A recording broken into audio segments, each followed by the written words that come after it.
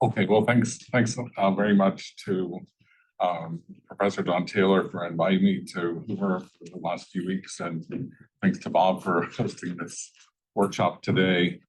Can everyone hear me okay? Okay, so it's coming close now to the fifth, marking the 5th year since the outbreak of COVID. And we know that it was a terrible event all over the world. And what's remarkable in some way is that almost 5 years later, we still don't really have a clear idea of where it came from. And so that's what this paper is about, and that's what this workshop will focus on. And let me just emphasize that these are just my own views. I literally, everything you see in this paper, I did myself. All the data analysis, all the charts, all the maps, everything. So it's my responsibility. And I'm really eager with this workshop to get constructive feedback and suggestions how to improve this work. I have no axe to grind whatsoever, no conflicts of interest whatsoever. Really just honestly trying to take a scientific approach here as carefully as possible to try to help answer the question, where did COVID come from?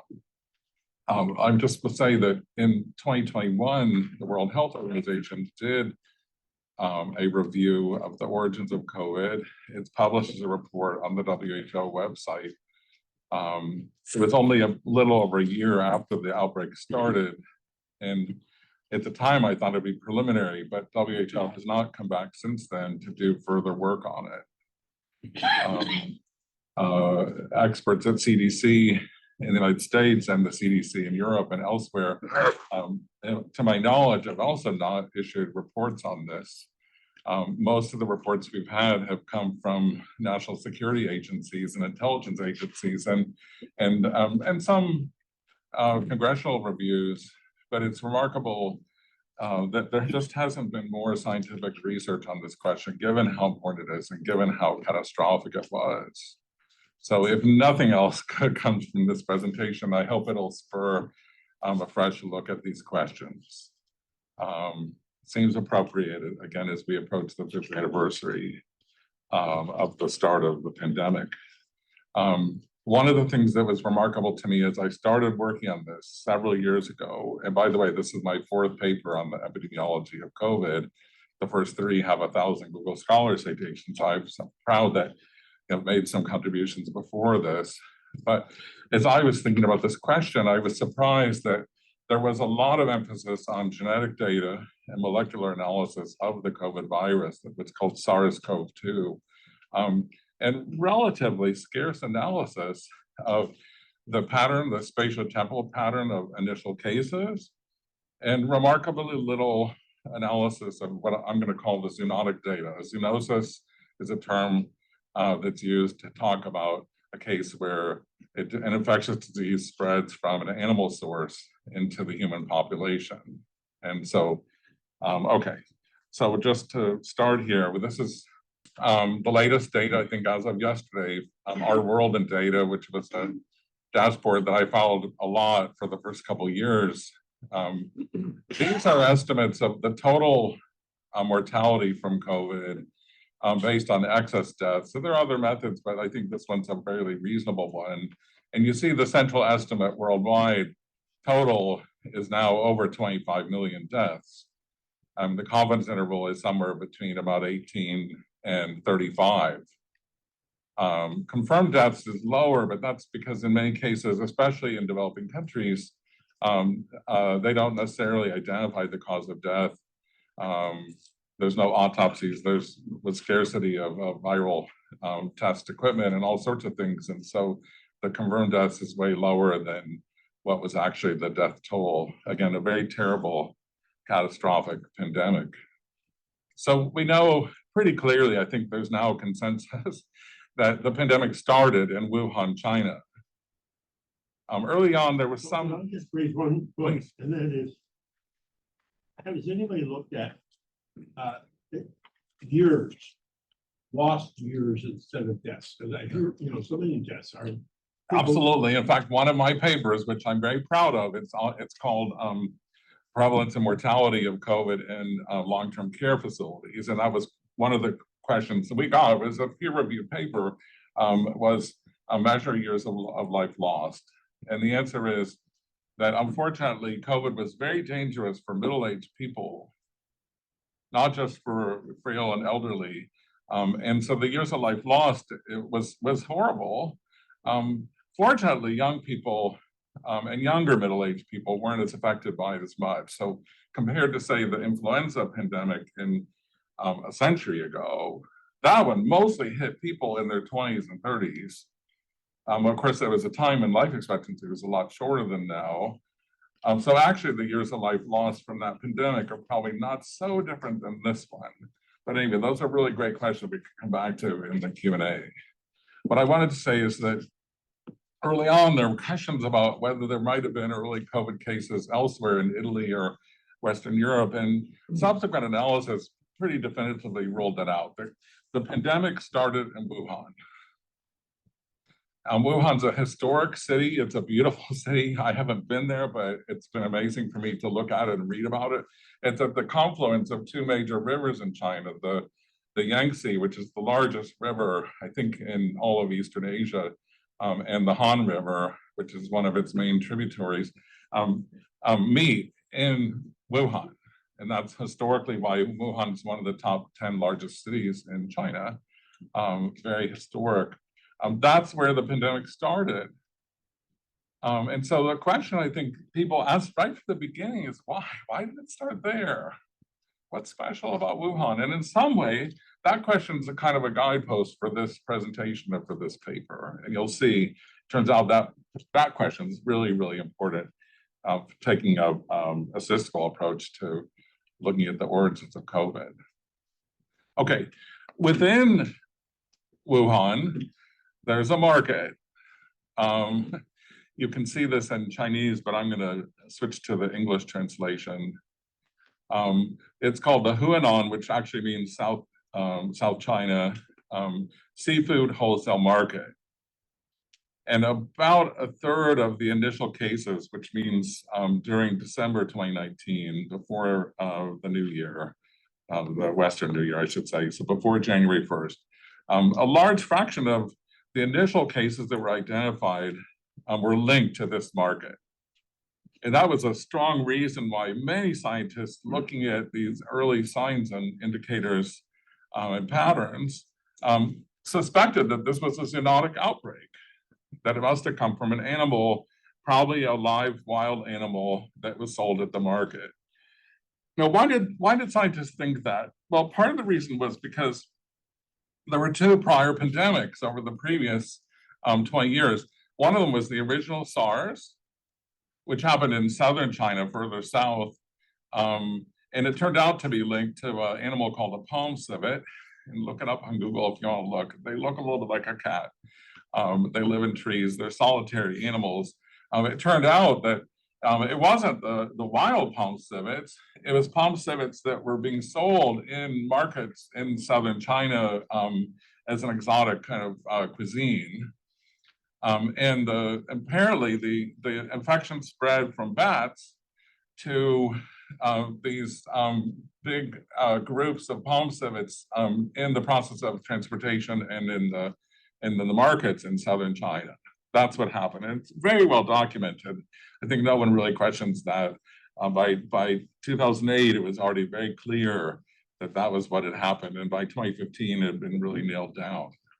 Okay, so palm civets. Another one more thing. Oh, okay, go ahead. They only clearing these zoonotic cases that you can trace it back to the source. Good question. So first of all, it's absolutely definitive that it came from palm civets. And the reason we can say that definitively is because they were able to do DNA analysis of, say, there's a lot of discussion of this in the paper, by the way, restaurant workers and things, but they were able to do DNA analysis and confirm the genetic sequence in a palm civet was identical to the one in the person who was exposed to it. Things like that, and the timing of things. What I'm trying to get is if it's typically the case that they can identify a zoonotic source with great confidence, and it raises from a Bayesian perspective, yeah, the explanation for the Wuhan outbreak? Why Absolutely. weren't they? Absolutely, very good question. And so I think that especially now that we're 5 years later, okay, because in the case of the original SARS 20 years ago now, it didn't take long. Within a year, they already were pretty sure it was palm civets. By the way, raccoon dogs was another suspect, but it became pretty clear it was palm civets. And then a couple years after that, they figured out that originally came from bats. And so just, I might as well introduce the terms now. Bats are called the host reservoir. And the virus circulates among bats. You know, they live in, a lot of them live in colonies that, you know, sleep in caves and they come out at night.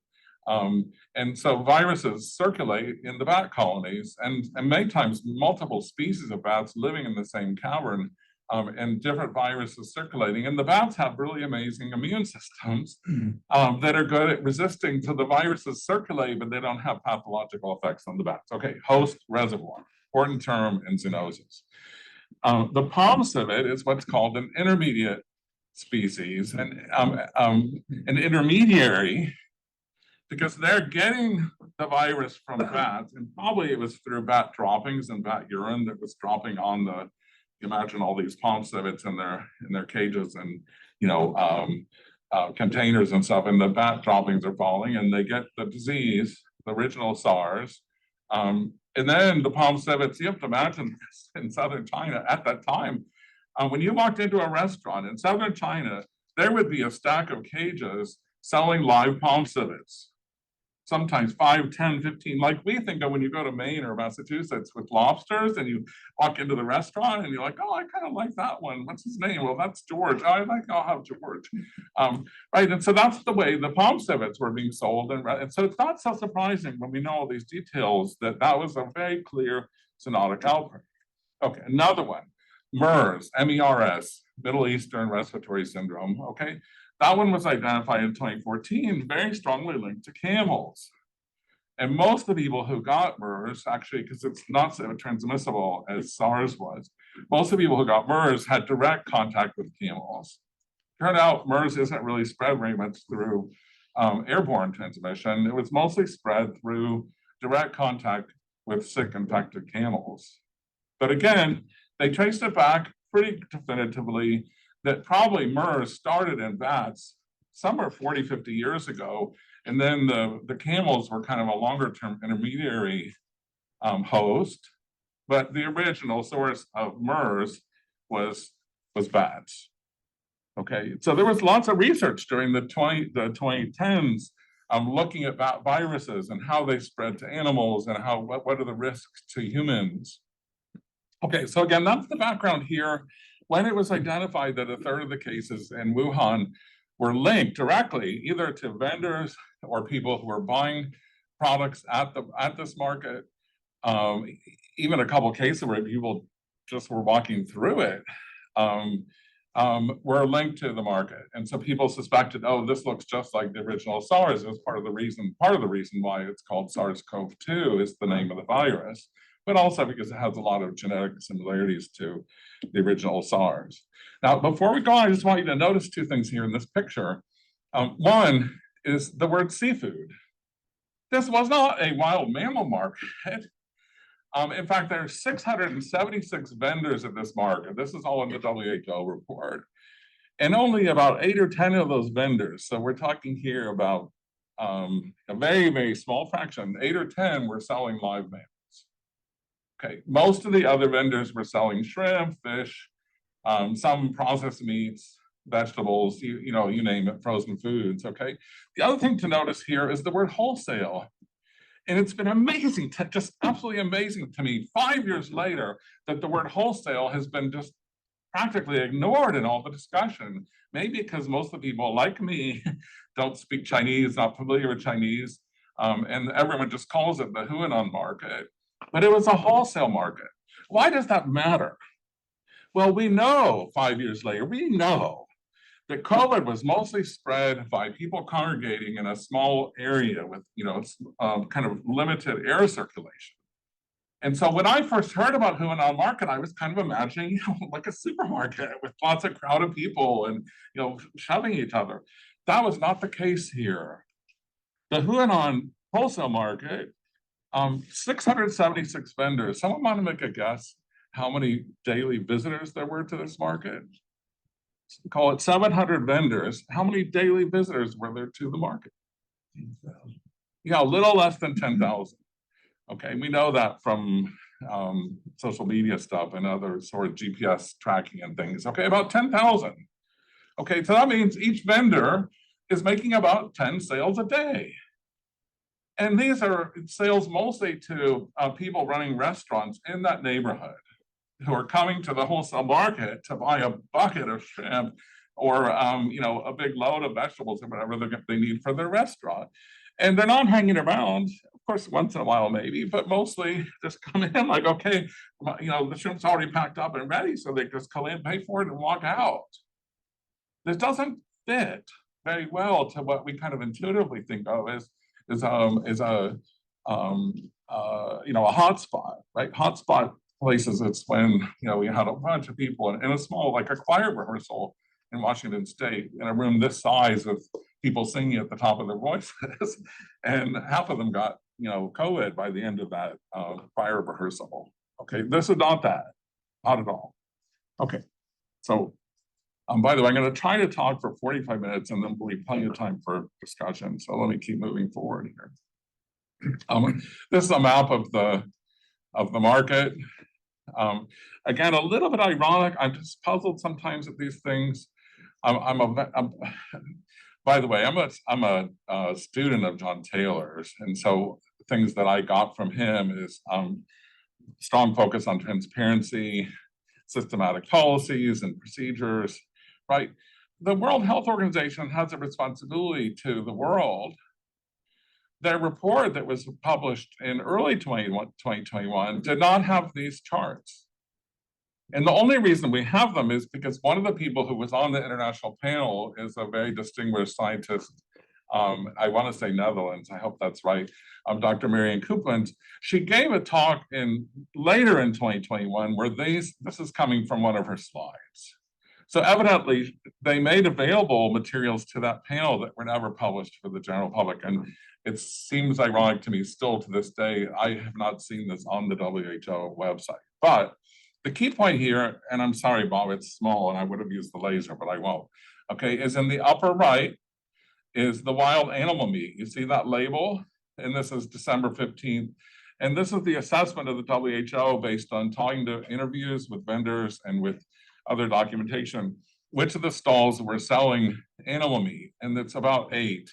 There's some little brown spots, but ignore those. Those are the environmental samples.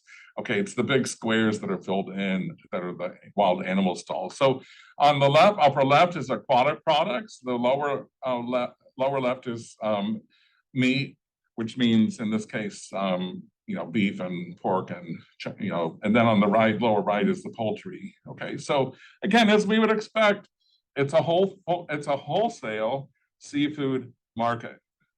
It's not a retail supermarket. And it's not a restaurant like in southern China with SARS, filled with wild animals. They're kind of confined to one corner. Okay. Now, this is a menu that was posted before COVID, but someone took a photograph of it. And so in January 2020, right when the pandemic was breaking out, this came online. The source here is just the news, but you can find it elsewhere. At the bottom, the little print there is the information about the vendor who was selling these products. But what's remarkable here, when I looked at it, is, wow, there's a camel. I'm like, really? They were selling camels in Wuhan? How did they even get them there? But with some little help from various sources, I did translations of all these items, and it turns out that they're offering camel meat, and I think maybe a camel leg. Okay. There's other exotic species here, but the notable thing is that they're offering palm civets. Okay, but in fact, we know from other work that there were no actual palm civets being sold at the market. This is a menu where it's sort of like, it's a wholesale market, remember? So someone says, well, I'd like to get a palm civet. they're like, okay, we can get one for you. We'll get a hold of it for you. But there weren't any actually on sale at this market. Okay, other species, snakes and birds and so on that we know now are not susceptible to COVID. They weren't quite sure about that at the time.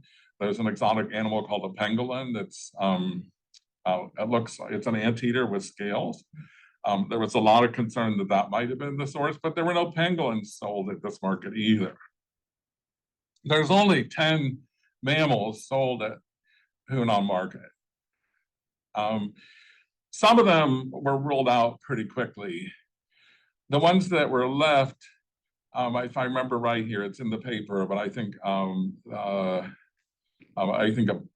badger, okay, seemed very implausible because badgers are burrowing animals. So how would the badgers, and they weren't selling enough of them. So it didn't look like what happened in SARS back in 2004. What's not on this menu at all is a raccoon dog. But it turned out people noticed this and noted it right at the time. There was raccoon dogs being sold at Hunan market. And let me just emphasize, not very many, probably about one a day. Okay, so this is a photograph taken in 2014 at the same market and probably even at the same wild mammal stall, okay, of a lone, looks kind of lonely raccoon dog there. And you imagine again a vendor who's got one in the corner of their stall, just in case someone comes in and wants to buy it. Or maybe there's a particular restaurant that uses raccoon dogs and they come in and get one every day, but one a day. It doesn't sound, again, anything like the palm civets with SARS or really the camels with MERS. But this was the prime suspect. And there's been papers written in top science journals over the last few years about, oh, it must have been raccoon dogs. They're the only ones left. We've ruled out all the other suspects. If it was zoonotic, this is it. You're looking at it.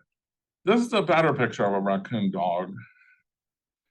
And if I only accomplish a few things in this talk today, one of them is to make you think about and appreciate raccoon dogs. They're beautiful animals, really lovely animals.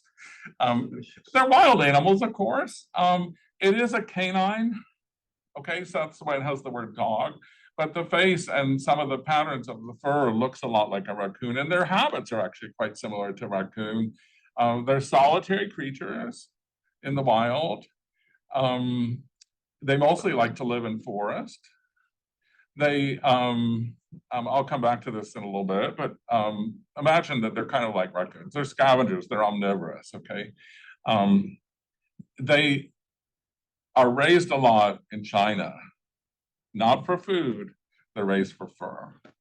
Because they have thick fur like a fox, like a mink, and I'll show you the details in a little bit, but 15 million raccoon dogs were being raised in China in 2019. 15 million. So then we start to, our eyes are like, oh, well, that must be it. And it wasn't in southern China, you know, with the restaurants, it was the fur industry.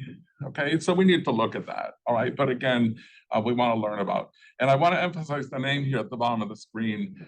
Karina Kavala is a Finnish scientist who was really one of the world's experts on raccoon dogs. And unfortunately, she passed away in 2022. So I never had a chance to talk to her or meet her, or even talk to her on Zoom. But she's really a remarkable person who helped the world understand more about this species.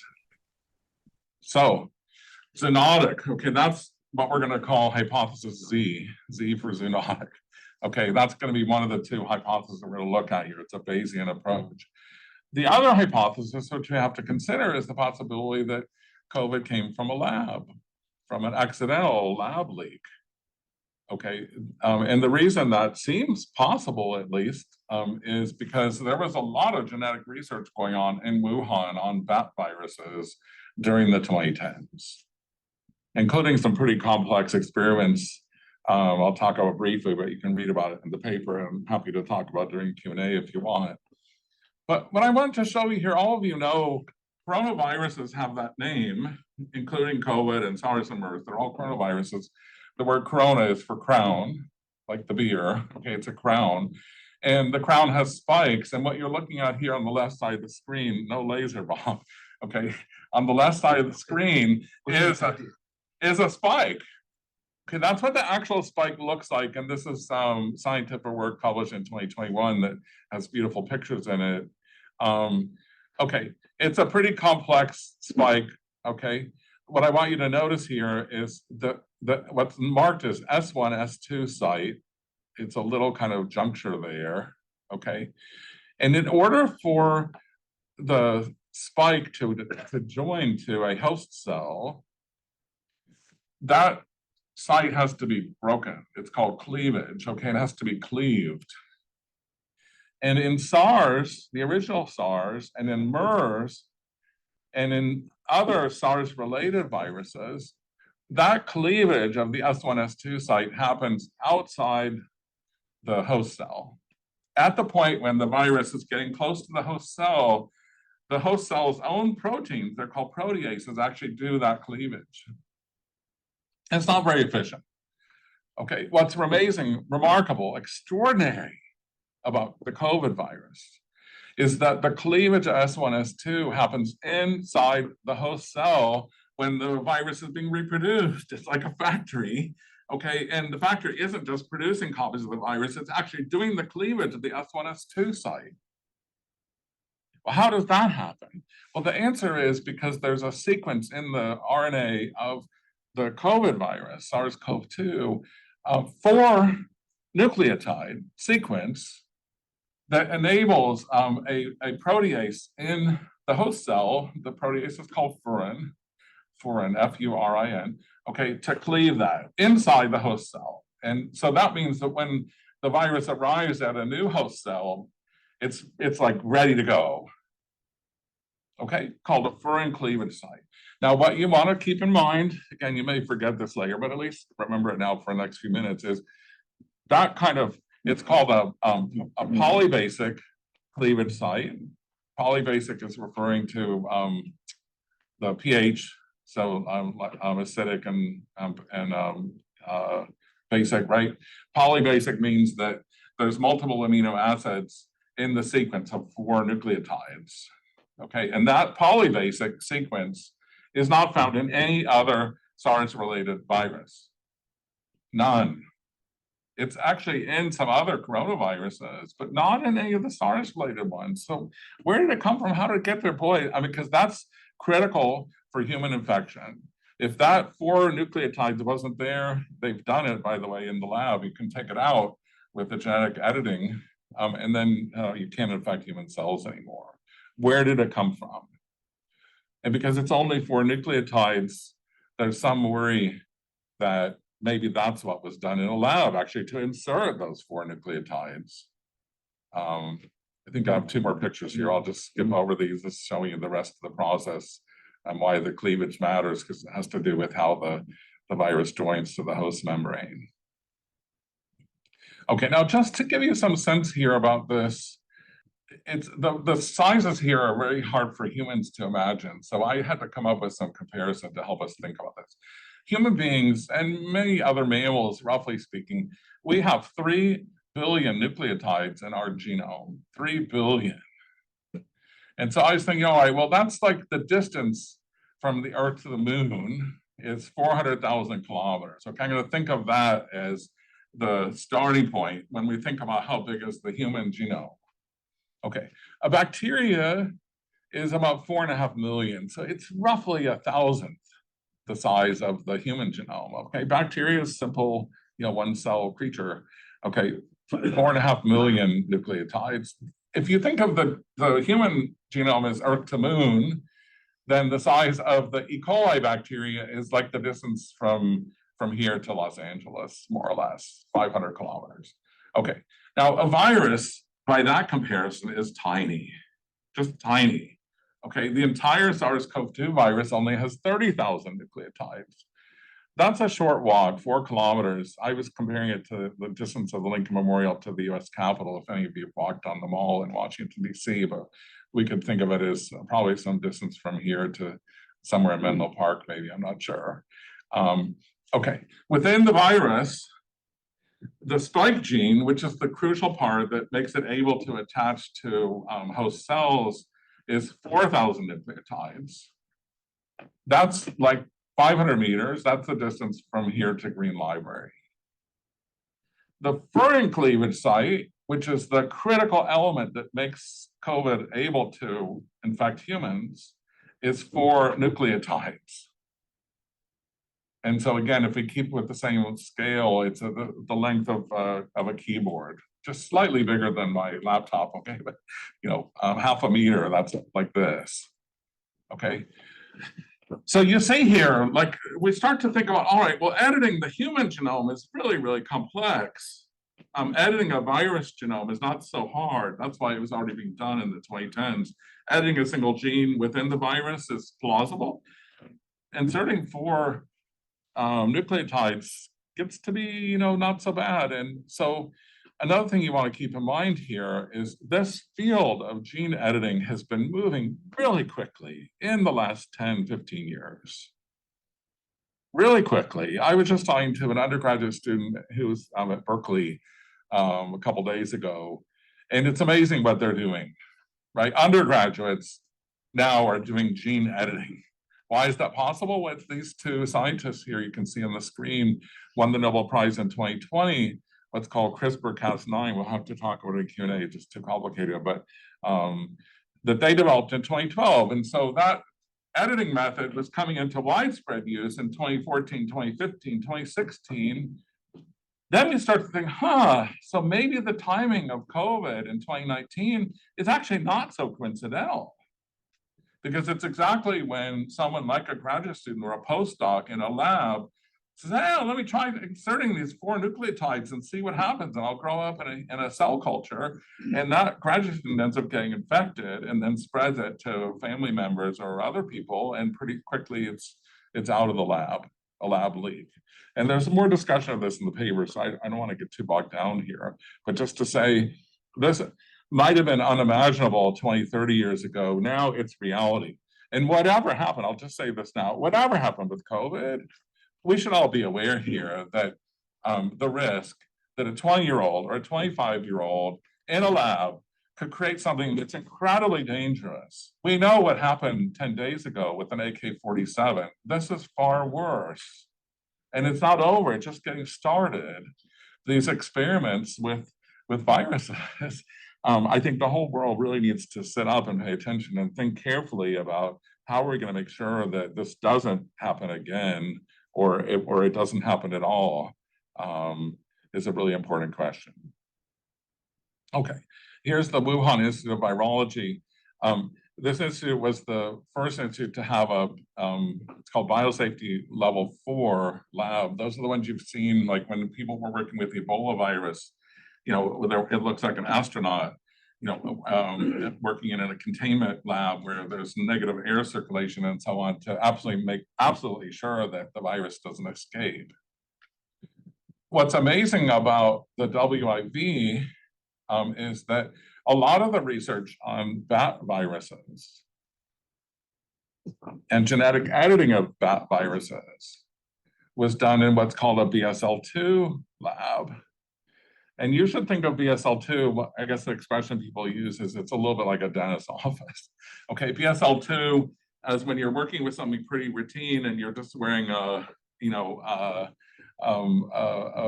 face mask and maybe some gloves, and that's about it. Okay, and so the concern here, part of the reason why there's been real concerns about the possibility that COVID came from a lab leak and not from zoonosis, is because of that. It's because of the combination of the furin cleavage site that's really unique among SARS viruses, and the fact that a lot of this research was being done in labs with relatively low biosafety standards. So now let's get into the details here. I'm going to try to be brief. Let's see where we got, 12:35, so I think we're okay.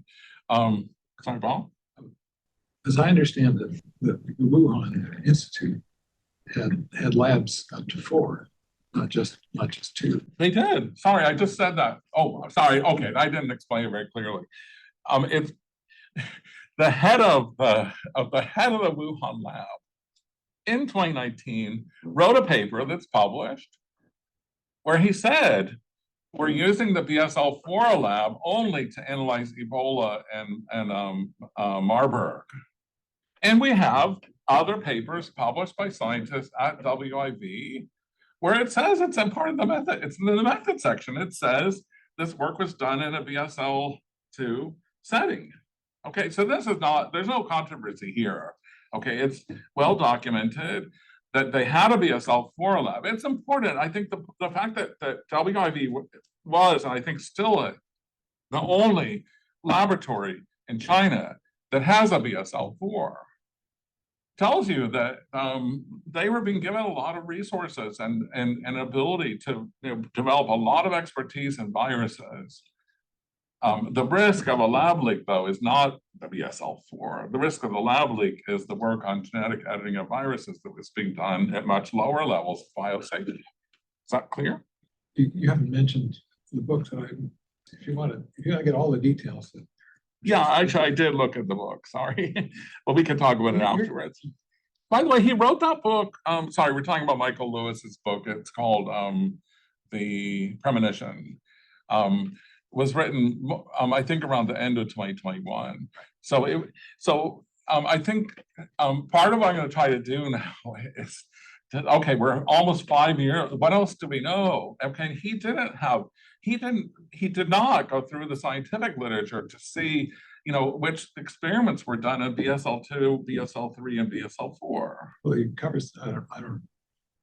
You're in charge here. Not in charge. I want to answer questions, okay? But I'm just telling you that we know with absolute certainty that some of these experiments with gene editing of viruses closely related to SARS were done in BSL-2 labs at WIV. That is just unarguable. Yes. And if he didn't mention it in his book, it's because he didn't know about it. The important facts in the book are exactly in that area. Okay. Because I remember it's a little more complicated. There are complications for sure. I just don't want to get bogged down here too much, but there's important complications that maybe need to be incorporated. Let me try to go through this and maybe we can come back to it a little bit.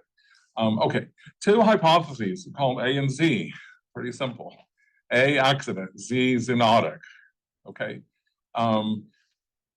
A is both hypotheses, we're going to assume it's a bat-related coronavirus. If you want to start talking about the possibility of a risk of an influenza epidemic, you would get into other things. And to make this a practical Bayesian exercise, I thought that at least was a sensible restriction to both hypotheses focused on bat-related coronaviruses. But the difference between them is, was it an accidental lab leak or was it a zoonotic spillover from a wild animal? Okay.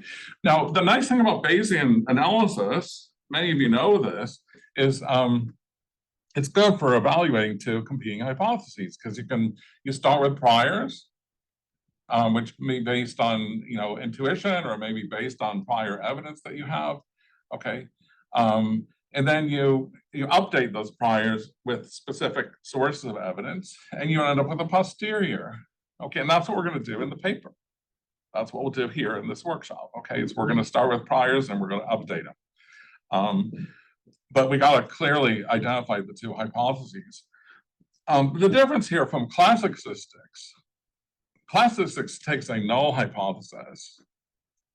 And it tests whether that null hypothesis can be rejected. And there's 2 problems in that. One, if you do reject, it's not clear what the alternative is because you're simply rejecting a null. So what is the alternative?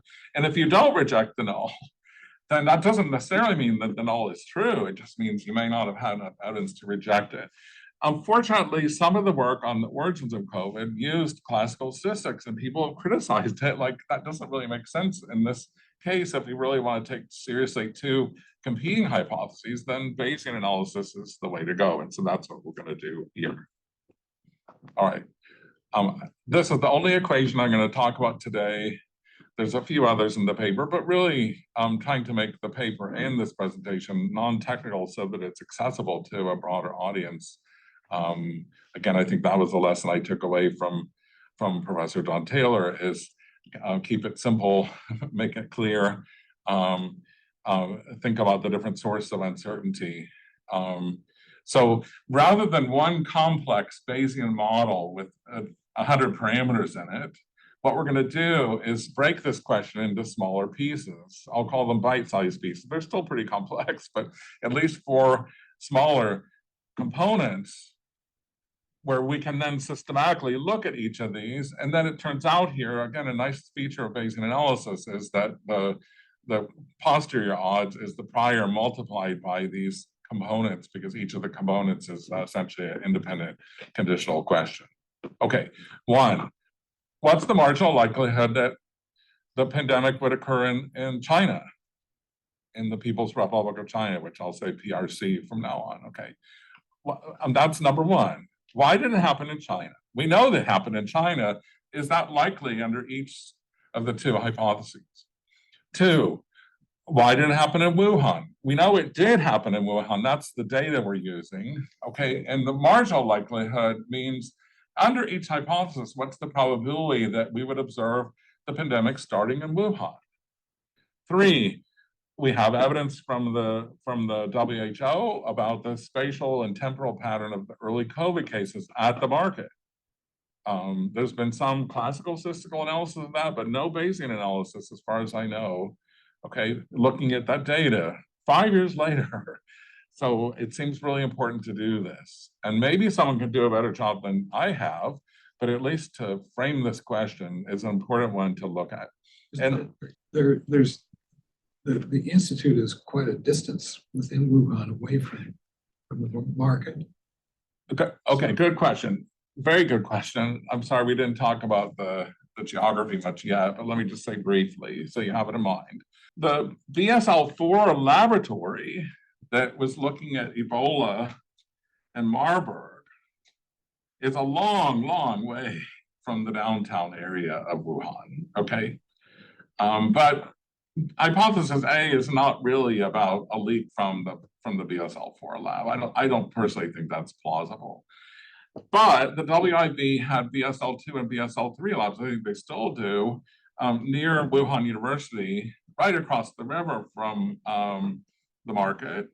Okay, and one of the precisely component 4, Bob, I'm sorry, you just interrupted me at exactly the wrong point, but I can, well, we'll treat it as a question. Okay, let's look at the pattern of early cases that were not linked to the market. And again, there's been some classical analysis of this, really simple analysis, but no Bayesian analysis of it. And it's, the pattern is actually really striking. I'll show it to you hopefully in a few more minutes. Okay, but just think about why does this matter? Okay, we're just focused on component 4 for a moment. If you thought that this was a hotspot at the market, one raccoon dog that had the SARS-CoV virus passed it on to a vendor or some other people, okay, who are going to that stall, and that's the starting point for COVID. Then what you'd expect, we know this from epidemiology and human diseases, is you start to see things spreading out from there. And there's some randomness, okay, but that's kind of a center point, okay? And because most of the people coming to that market, because it was a wholesale market, are people from restaurants in the area and some people who are selling products to the market. So it might be a farmer or someone who's catching fish in the lake and bringing them to the market, okay? Or we would expect to see, if it's really a zoonotic, we'd expect to see some pretty distant cases right away, because those are people coming into the market for specific reasons. And we'd expect to see a lot of really close cases right in that neighborhood of where the restaurants are and people going to those restaurants. And we do, we see a lot of that. On component 4, is it possible that if it's a lab leak and the first person who catches it is asymptomatic and never identified, then it's going to look like, then this is what Bayesian, the Bayesian, let me answer your question. So in a Bayesian method, it might be that component 4 is not helpful to us because we can't distinguish the 2 hypotheses. But what I'm trying to say to you is actually it turns out to be pretty important. And the reason is because The unlinked cases, those are the ones where, as far as the China CDC could tell from many interviews and looking at various kinds of information, and WHO verified all this, is that about 2/3 of the cases, there was no known link to the Hunan market. Now, if those people were also being, indirectly, secondary, tertiary kind of spread from the market, then the pattern of the linked cases and the pattern of the unlinked cases would look roughly similar, right? It's people in the neighborhood, someone gets it at the restaurant, then they spread it to their neighbor, or they're going to that restaurant, they live in that neighborhood, right? And so this is goes back to the very origins of epidemiology in the 1800s, I think John Snow, right? But sorry, let me finish.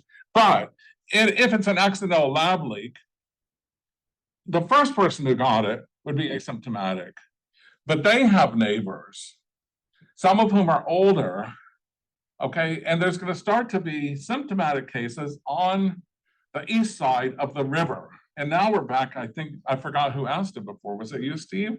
Or was it you, Bob? The WIV BSL-4 lab is way south, but the WIV BSL-2 and 3 are close to the university. They're in neighborhoods. And so what we'd expect to see under A, hypothesis A, is unlinked cases that are happening on the East Bank. Okay, so we'll take a look in a moment here, but I'm just telling you, I'm promising you actually that this is probably not going to be useless information, that there is, in principle, can be a spread between the pattern of cases under A versus the pattern of cases under Z. And no one has looked at this before. I think a question you should all be asking is, why is this work being done by a macroeconomist who used to work at the Fed? And I think part of the answer to that is because I'm a Bayesian, I like Bayesian work, and part of it's because I'm a curious person, and part of it's because I was well trained by John Taylor to think about situations where there's a lot of model uncertainty and various other factors here. But I've just been constantly frustrated why this work hasn't been done already by epidemiologists and people at CDC and WHO, but that's the fact, it hasn't.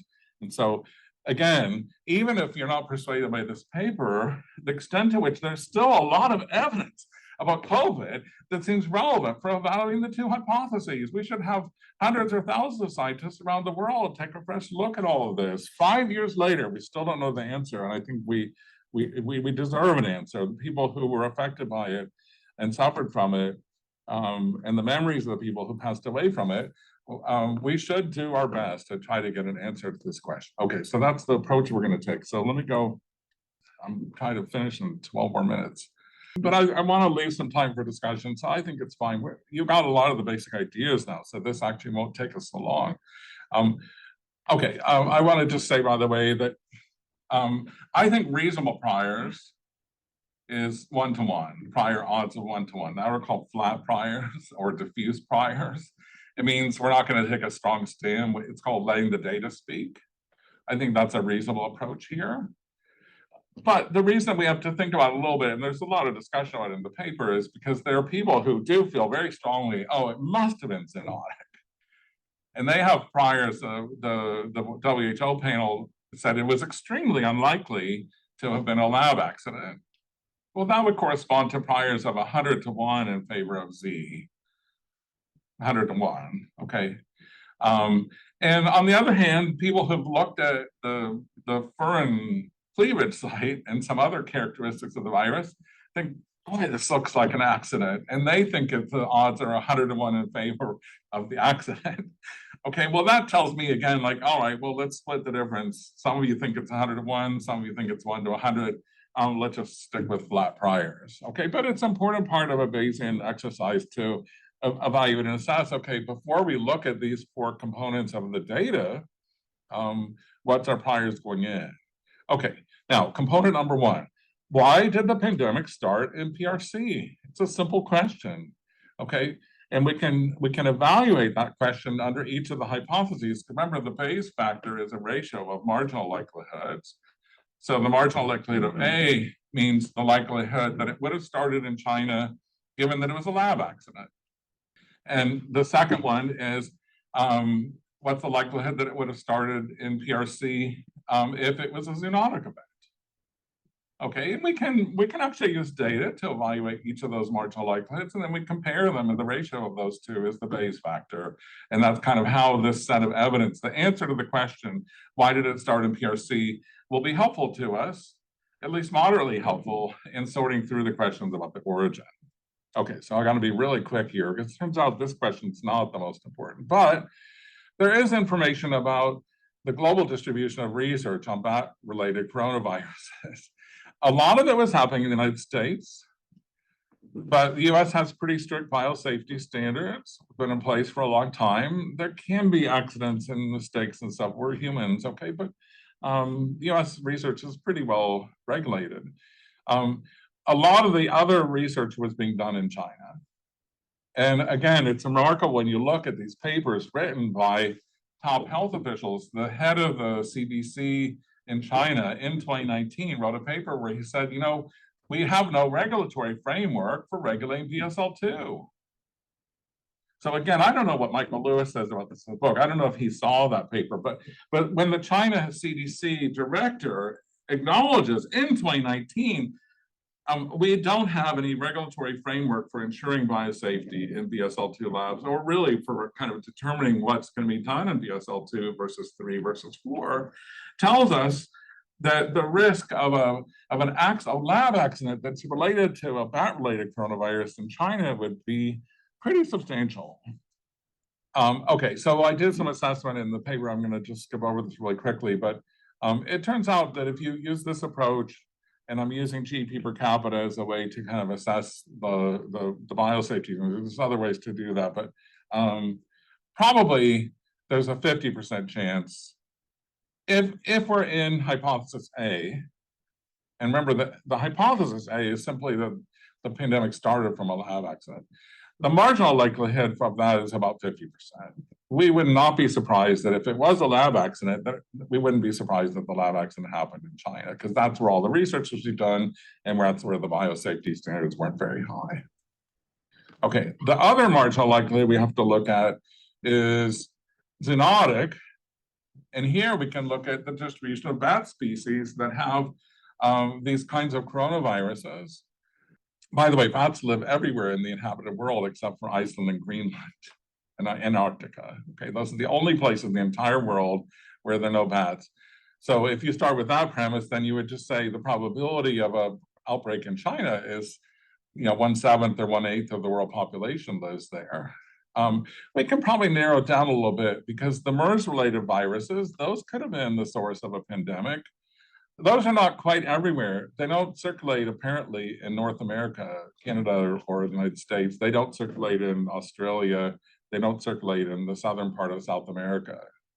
Okay, but they don't circulate in all of China either. So this map basically tells you it's probably about 20% chance, if it was a zoonotic outbreak of a MERS-related virus in China, it's probably about 20%. Okay, that's the marginal likelihood. You're not making any information on the proximity of the humans in these zones to the bat. That's discussed in the paper, and believe me, there was a lot of discussion of that in the 2010s. Okay. So absolutely, I'm not doing it here because you've got to start to have models, and people have done that. And ironically, again, this is in the paper, and I didn't put up any slides on it. In the discussions in the 2010s, where did people think the next pandemic was going to happen? Answer: either Southern Africa, because that's where Ebola and some of the camels from MERS were in parts of sub-Saharan Africa, or a lot of people were really worried it was going to happen in Brazil, because there's a lot of bat species in Brazil, and the viruses are circulating among them. Okay. There wasn't a lot of papers written about, oh, the next one's going to be in China. There were some, but that wasn't really the prime suspect prior to the pandemic. Okay, one more picture here. And by the way, there's an organization called International Union of Conservation of Nature, IUCN. They're the world's experts on where species live. And so part of my job, working on this project, was to get all their data and make maps in Stata, which you can do, and put together all the species. But anyway, this is the distribution of bat species that have SARS-related viruses. Now, only Eastern Hemisphere, not so much in Africa. There's some, we don't know if that's just because of underreporting, maybe there hasn't been enough exploration of SARS-related viruses, but it doesn't look like so much in Africa. But almost all of Europe, India, Iran, Turkey, all of Southeast Asia, pretty much, Japan, okay, and not all of China. So again, what's remarkable, I have the table in the paper, but the probability, looking at this map, of an outbreak related to a SARS-related virus, of a zoonotic outbreak, is about 20%. I think it's 19.6% or something, okay? So 1 in 5. Okay, now we can do our Bayesian exercise. Remember, the Bayes factor is the ratio of the marginal likelihoods. So the numerator is the A one, that was 50%, and the denominator is about 20%. Okay, that means 2.5 to 1.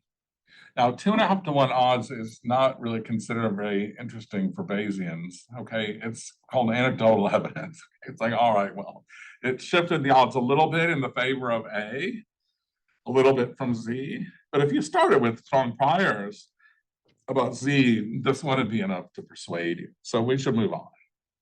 Next question. Why did it happen in Wuhan? This becomes a much more straightforward question, actually, because under hypothesis A, we can think about where research on bat-related coronaviruses, and especially gene editing and so on, where was that happening in China? And you already know the answer. It was happening almost entirely in Wuhan. Okay, there were certainly researchers in other places in China, but that was the hub. It's like Silicon Valley of bats. In fact, the head of the bat research at WIV was commonly referred to as the bat lady or the bat woman. And there were lots and lots of stories.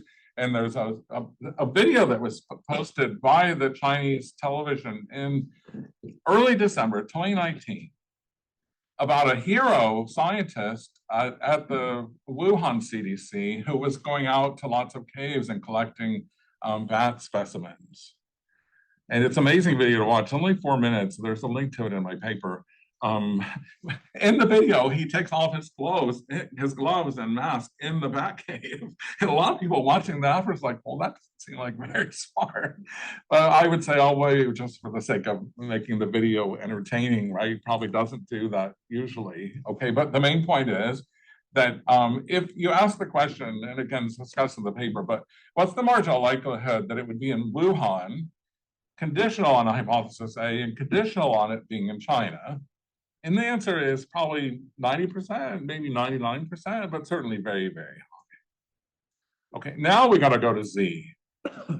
Okay, we're going to focus on raccoon dogs. The paper has some discussion about other wild mammals at the market. We're going to just take for granted here that it was raccoon dogs. And we got to look at wild raccoon dogs and farm raccoon dogs. Okay, wild raccoon dogs, we know from Karina Kaula's work over many decades, they are monogamous. They mate for life.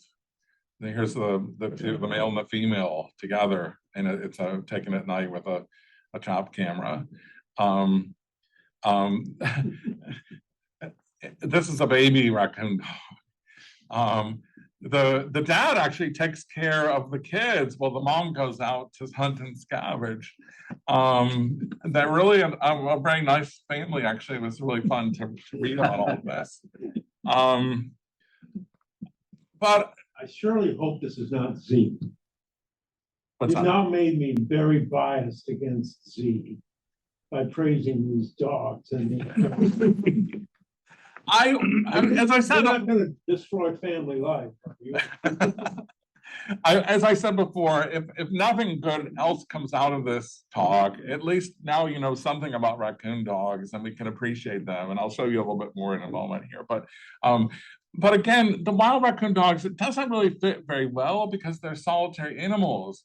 All the evidence we have about raccoon dogs is they typically, a pair of adults takes a square kilometer of territory.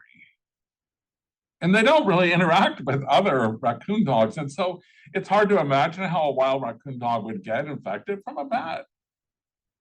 And it's almost inconceivable to think about how wild raccoon dogs would pass it on to other wild raccoon dogs. It just doesn't make sense. But even beyond that, we know from the work of these scientists who have been tracking raccoon dogs over decades that, by the way, this data actually goes back to 1923. I think the first book about the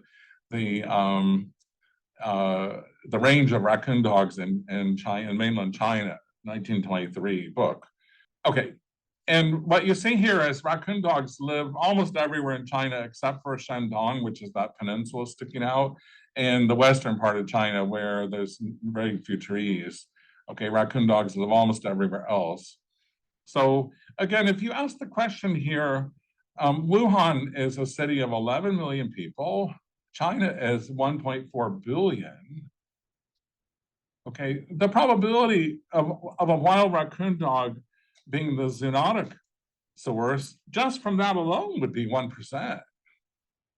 And probably smaller than 1%, because as I said, it's just difficult to think about how wild raccoon dogs would be an intermediate source. Some of these raccoon dogs are farmed. And it's not. We're getting there. Do we know it was a raccoon dog, or is that just your stand-in for all mammalian species that might have been? Yeah, sorry, I'm skipping over this. In the paper is of it, there were surveys of the market done before COVID broke out, okay, where independent scientists were surveying which wild animals were being sold at the market, and not just mammals. Actually, they were surveying birds and reptiles. Raccoon dogs are the only one that was there? No, there were 10 wild mammals being sold at the Hunan market. Okay. But several of those can't get COVID. It's been shown, right? They can't be. Raccoon dogs are the only. It's the only plausible. It's the only plausible at this market. Yes. Okay. Yes. So, And that's accepted, isn't it?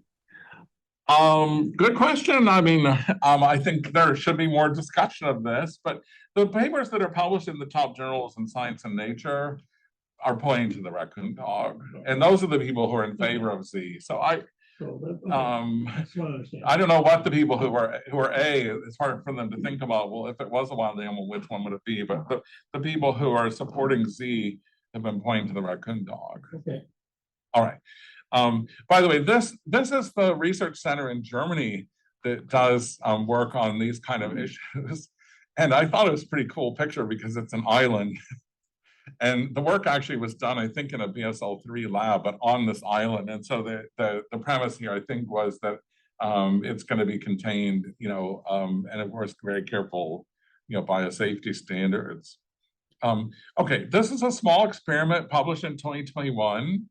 And I'm not going to go through all the details. It's in the paper. We can talk about it if you want. But the bottom line here is this experiment proved pretty convincingly. They used autopsies and PCR and antibodies and serology. Raccoon dogs only spread COVID directly through their nose, not through airborne transmission. And one reason you can see that in the picture here is the orange and red are the ones that got it either inoculated or it was gotten by their neighbor in the next cage. And the green and blue are the ones that didn't get it. And the green and blue are only 1.5 meters away from the red and orange. So if this was humans, like in a small room for a day or 2 days or a week, everyone would be exposed to it, and a lot of them would get it. In this case, there's pretty clearly no airborne transmission. So again, even for the farm dogs, I think it starts to raise some questions here, how that would happen. But now here's a couple of pictures of the farms, okay? When I look at this, I don't really see, well, how would bats droppings of feces and urine get these raccoon dogs infected? It's not completely obvious, but it could be a different kind of farm, or it could be that it got into the food and the food was distributed. So we can imagine, at least, as you said, Steve, for farms, it's certainly much more plausible than the wild raccoon dogs. But big but here, raccoon dogs are slaughtered at the farm. They're not transported. So again, very different from palm civets. Remember, the palm civets are sent to a wholesale center, and then they're sent to the resale center, and then they're sent to the restaurant, and they're in the cages in the restaurant, breathing on the customers. Okay, raccoon dogs are slaughtered at the fur farm, and then the fur is sent to for shipment. Okay, so you convinced us, I think. That Well, this went isn't wrong. even the end here, because Might be look, operation. the fur farms are all in northeast China, Okay, hundreds of kilometers away from Wuhan. And the only plausible story I could think of, honestly, and again, I'd like other people to think about this and look at it, because maybe I'm missing something, but the scenario would be, there is a green area there, you see it, Henan province, which is next to Hubei, where Wuhan is, has 1% of the fur farms of raccoon dogs in China. Okay, about 1%. Okay. Raccoon dogs routinely escape from these fur farms. It's not that uncommon that they escape. So we have to come up with a hypothesis where a raccoon dog got infected with SARS-CoV-2 at a fur farm and then escaped and was trapped by a hunter who then sold it to the Hunan market, and then someone at the market got infected with it. And that seems like a stretch. So you kind of jumped to this conclusion already, Steve. To me, it seems very, very unlikely. Now, we can do a Bayes factor. Remember, our question here is, why did it start in Wuhan? And the numerator was a lab accident. And the conditionality was, given the pandemic having an outbreak in China, what's the probability of a lab accident in Wuhan? And we think that's probably 90 or 99%. Okay, call it 100 to 1. And our denominator is the probability that a raccoon dog, farmed or wild, was the source in Wuhan. And there the odds are probably less than 1%. And the ratio of those two is about 10,000. So just getting to component 2, okay, remember component 1, which was why did it happen in China, wasn't all that helpful to us. Component 2, 10,000 to 1 is already very strong odds for a Bayesian. That'd be called decisive. Okay, but we're not quite done. I'm just going to jump ahead here in the last 2 components. Excuse me. Spatial temporal pattern. This is the question we started talking about, the unlinked cases. And let me just show you a couple pictures here. There are some distant cases, many of which were linked. They were probably hunters or farmers or fishing people that came into the market long distances to bring their supplies. But if we zoom in here into the core of Wuhan, the magenta is the cases that are linked to the market. As we expected, really as we expected, almost all the pink cases are on the west side of the Yangtze River. Because remember, those are the neighborhoods, the restaurants, the people living in those neighborhoods around the restaurants, and a few people coming in, bringing probably, because the more rural areas are the ones where the shading here is the population densities. The magenta, that's a little bit further away from the core center, is probably people bringing in supplies to sell at the market. The green are the unlinked cases. And there's plenty of green ones around the neighborhood, around the market. Okay, and it's not surprising because you figure, oh, well, if it's a secondary or tertiary infection in the neighborhood around the market, that would be completely consistent with Z. Okay, but what's notable here is a lot of the greens are on the other side of the river, close to the WIV, BSL2, and BSL3 labs. One more fact I should mention, which is that the Wuhan CDC was doing bat virus research. They were collecting specimens. They were doing genetic analysis. They moved their lab in the fall of 2019. And the new location was 1 block from the market. What starts to seem very plausible to me, I worked at a government agency for a long time. When you move, things get disrupted, usual standards kind of get relaxed a little bit. It's confusing, okay? And so the possibility, again, that this wasn't totally coincidental, that somehow, it might have been a graduate student or a postdoc, who's doing things in a hurry, that then it's not coincidental why there was a hotspot at the market, no question about it. But, that could have been a transmission from a source that was a lab accidental leak. Okay, and that's what the green cases look like here. Okay, the other thing I'll skip over this one too. What about inside the market? Okay, and under hypothesis Z, it's pretty simple. We start with a wild animal. The wild animal infects the vendor or some other people who are buying from that stall, and then it spreads outward from there.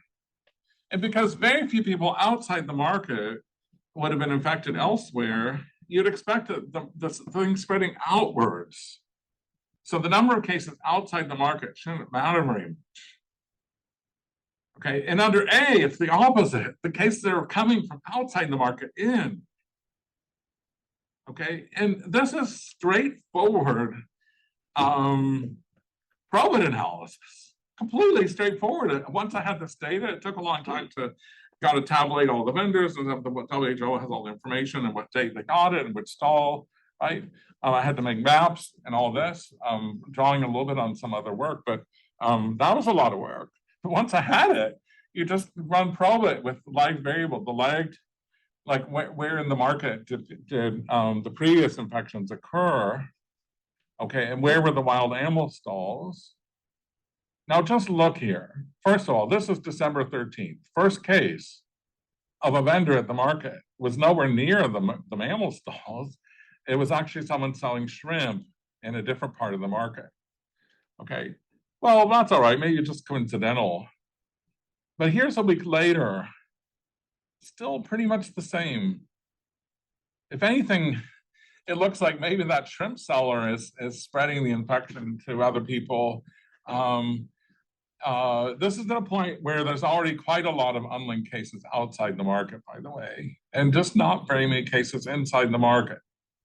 Here's a week after that. Now we're starting to see a lot more cases in the market. And a few of those cases are starting to look like they're close to the wild mammal stall. Okay, so now imagine this. I think I'm done, really pretty much done. Okay, if you just took the cumulative cases, so in effect, just take December 27th, you'd say, oh, this looks like it could have come from the wild mammals because there's a lot of cases in that kind of lower left corner of the market. But if you say, no, but we got to look at the spatio-temporal pattern, which means space and time, then these other pictures are really important. We shouldn't be overlooking them because those don't fit very well to the Z story. Okay, so the bottom line here, and we can do this analysis, I have all the results, I've been written up yet. I'm happy to send you the paper in another week or so when it's ready. But we got 4 components of the Bayesian analysis, multiplying a prior. Component 1 is odds of 2.5 to 1 in favor of A. Component 2 is probably 10,000 to 1. Component 3 is around 100 to 1. And component 4 is probably around 50 to 1. So just do it in your head, 50 times 100, okay, is 5,000. Okay, times 10,000, we're talking about 50 million. Okay, times 2.5 is 100 million. In a court, you'd probably be willing to convict someone if the odds that they were innocent was 100 million to 1. That's like kind of these DNA tests where the defendant's like, oh, but it could have been someone else with the same DNA pattern.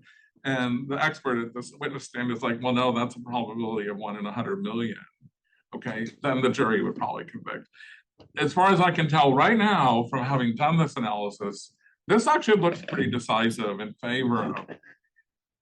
But I don't want to jump to any conclusion. I just want to stop here to say, let's talk about this. Let's think about it. It's an important question. So if it comes from the lab, why wasn't it planned? Yes. I don't have information. Then that becomes a national security question, and I don't have the capability or the information to. You just call it hypothesis L. Yeah, I could. Oh, L for what? Lab. Oh, I mean, you're not. I personally, okay, this is just a personal opinion here. I think what happened was, because again, I know these people. I think what happened was a graduate student or a postdoc in one of these labs doing gene editing and totally underestimating the riskiness of what they were doing in a situation where these methods are developing very quickly and they've got a lot of samples of that. Analysis to do that, to sort of distinguish between plan versus No, because to do the plain one, you have to have military intelligence. Like, how would you know? You know, and again, I share your view. It's probably an accident, but none of your analysis, as I understand it, really needs to take a stand on. it's a good question. Why don't we think about that some more? I think because this is intended to be scientific, and I don't want to draw on national security intelligence or any of those sort of things. Okay, it's to me personally, the idea that this was intentionally planned seems remote. It just seems remote. So not to say that someone else can't consider it or look into it. This is kind of how I've framed this particular exercise. In communicating what showing not traditional analysis is the lab source. Also, the other side, it's not zoonotic that you are comparing it to. It's a raccoon dog in this market as the. No, I'm sorry, we had to rush a little bit, but in the paper, I go through each of the other wild mammals that were being sold at the market. And let me just be totally clear here. There were other live animals being sold to the market, including live shrimp and live snakes. Okay, but we can rule all those out because there was lots of animal studies that showed that snakes can't get COVID, and birds can't get COVID, and fish can't get COVID, right? So we're down to 10 mammals. Of those 10, I think if I remember right, 5 or 6 cannot get COVID, period. Okay, they just can't get it, they can't transmit it. Outside of the market, zoonotic could be a human infection outside the market that then goes into. Okay, interesting. And that would be a really big shift, like among the people who've been advocating that this looks zoonotic. The paper in Science magazine, I think it was 2022, was titled "The Wuhan market, Hunan market was the epicenter of the COVID outbreak." Okay, so the scientists who have been saying all the evidence points towards Z, that's what they've been pointing toward. Now, maybe this analysis will help people rethink and say, well, maybe it was, like you said, I haven't looked into it because this was the focal point, but it's still like if you use the SARS and MERS as analogies here, and we have some other zoonotic outbreaks, so we know something about how they work. Okay, you'd have to think a little bit again, and why in Wuhan if it wasn't the market? Okay, what other animal would it be, and how would there be enough of them around to both be? They have to be an intermediate host, right? By the way, I didn't say this either, but the bats generally cannot get COVID. Yeah. Oh, sorry, please. Andy, first of all, apologies for not being there in person. I had some minor back surgery this morning, so I'm laid up for a couple of days. There's some additional spatial information that you didn't mention that might shed some light on whether it was China and Wuhan, which is the distribution of the spread outside China, in particular, a huge early concentration of Chinese people leaving after Chinese New Year, going back to their jobs in northern Italy, which became a very, very big hotspot very early. So I'm wondering if you're thinking of using any of that additional information rather than just the gross probability distributions that you use. Yeah, I think for comparing A and Z, once you get past early January, the virus is starting to spread really widely, and it wasn't being traced yet. And so there's lots and lots more cases in Wuhan during January, February, before they put in place a lockdown. And there was a Bob and I were talking about this, the Diamond Princess cruise ship, where one passenger came on board with COVID, and a large fraction, if I remember right, I think there were 600 infections out of 3,000 people on the cruise ship. And that happened in the end of January, early February. So we know it was actually starting to spread pretty quickly at that point.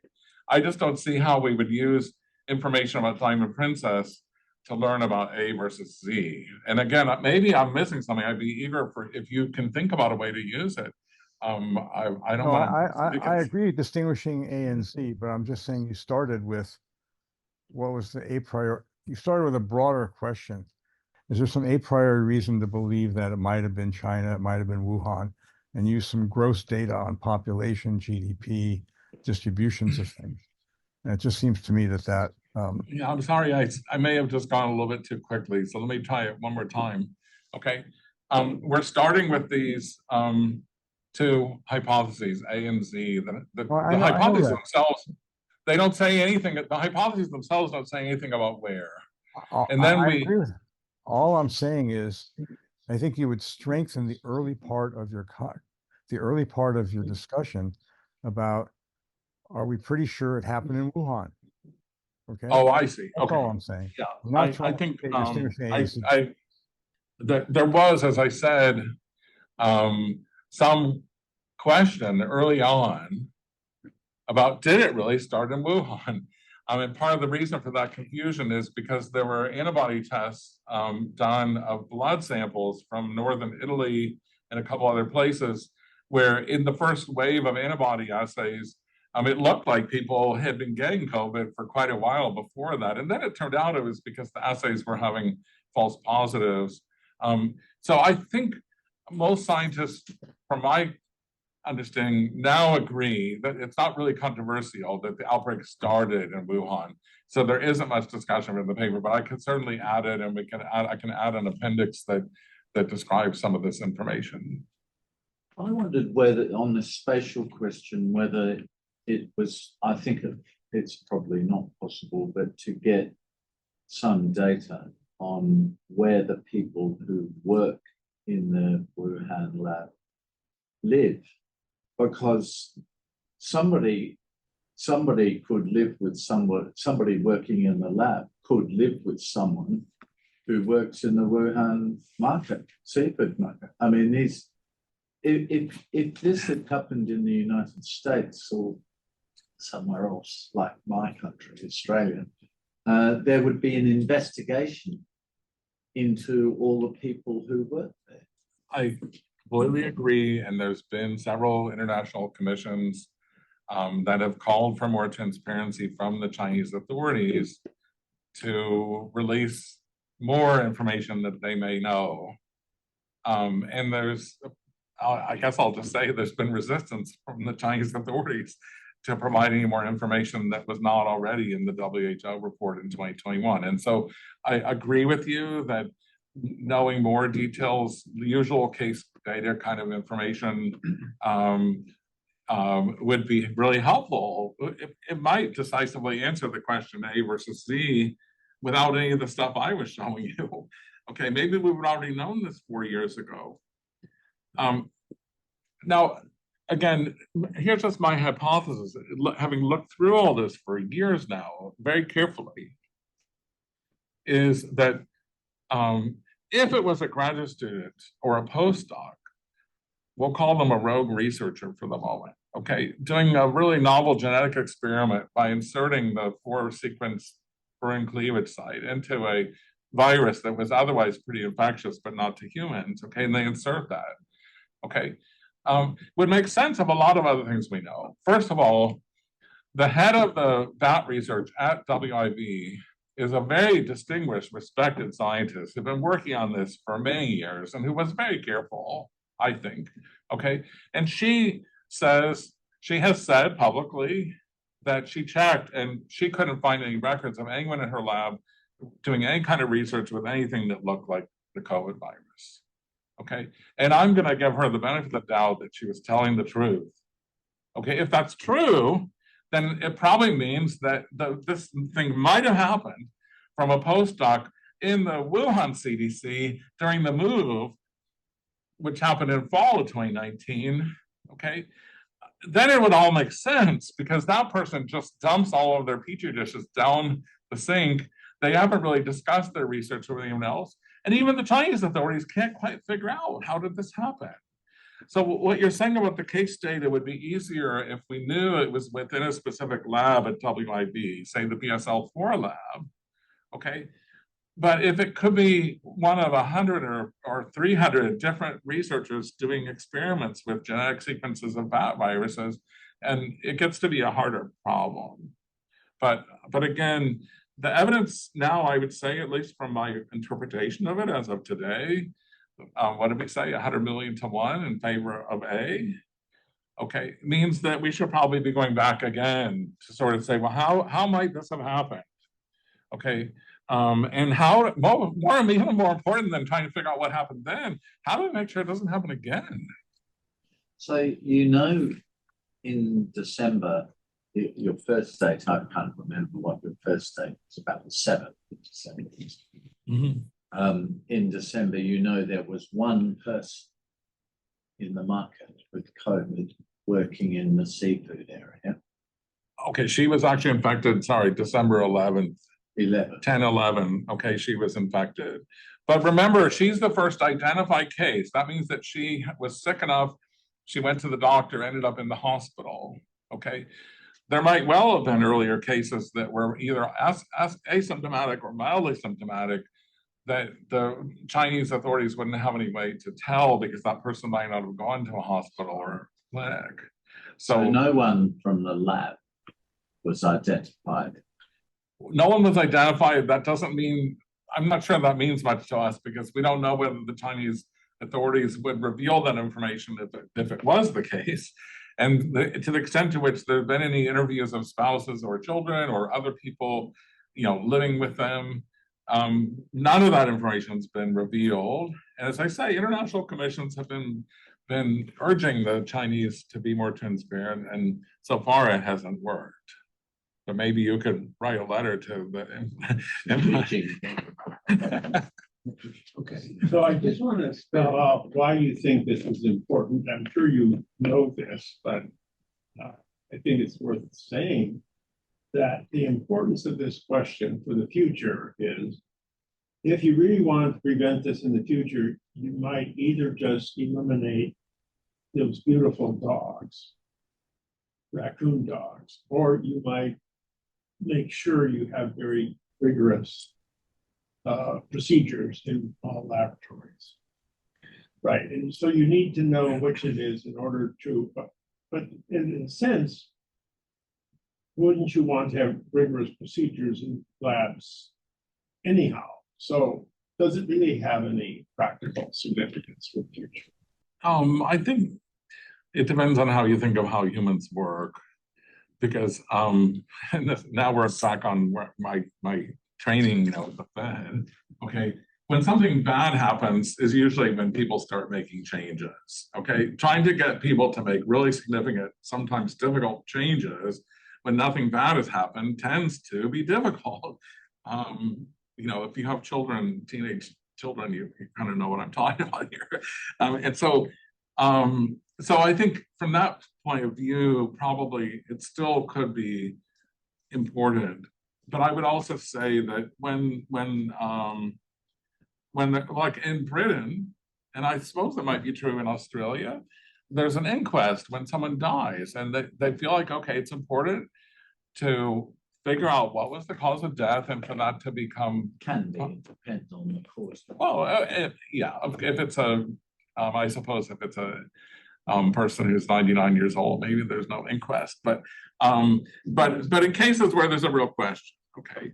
And what I'm saying here is the inquest for the cause of COVID, which, as we looked at the beginning, probably 25 million people, maybe more, have died from it. And we're not sure, then there needs to be an inquest. And the inquest can't just say, oh, you know, we're just not sure, we'll shrug our shoulders and walk away. Part of my purpose today was to say there's a lot of data that we haven't really looked at yet, and there are methods that haven't been applied to that data. And I think that the people who suffered from this pandemic deserve, you know, I guess some scientists have called it a moral imperative or an ethical imperative to try to do the very best we can to give an answer to this question, even if in fact our precautions about biolab safety maybe shouldn't hinge on it. In fact, I think they probably do, but I still think we owe it to the public to try to give the best answer we can to this question. Okay. I would add a friendly amendment to your observation, Andy, which is when bad things happen, people make changes, but then they depreciate over time. people get lax again over time. Yeah. Okay, but what just today, okay, I open my phone, I get the Google News, a new article published in Nature today, look it up, okay, is about, there's a new method for gene editing that's like, you know, even better and faster and simpler. I forgot what the nickname was for it, but, you know, in Nature today, right? And so this problem is going to get worse, not better. I agree. Right. And so the point at which high school students can insert a fern cleavage site for their science project. Okay, so then what would I think about? What we probably need to do is probably the software, the CRISPR software, which the United States actually produces a lot of it. Should probably have built-in protections that if it looks like we have for virus, like for computer viruses, right? And so it scans when the high school student says, "I want to insert the four nucleotide sequence here." CRISPR says, "No, I'm not allowing you to do that. It's too dangerous." Okay, and not only that, but it sends an alert to the CDC. Like, there's a high school student in Nebraska who's trying to insert them. And maybe they look at it like, oh, it's a fine, or maybe they go visit that person's house like the FBI does sometimes. And like, you know what I'm saying? So we should probably be thinking about this very hard right away, regardless of the answer of A versus C, because it's a looming risk. Well, look, I appreciate any comments, any suggestions, any criticism. This is totally new work. I'm really honestly trying to be as careful as I can. So I appreciate your comments and questions and look forward to talking more. Thank you.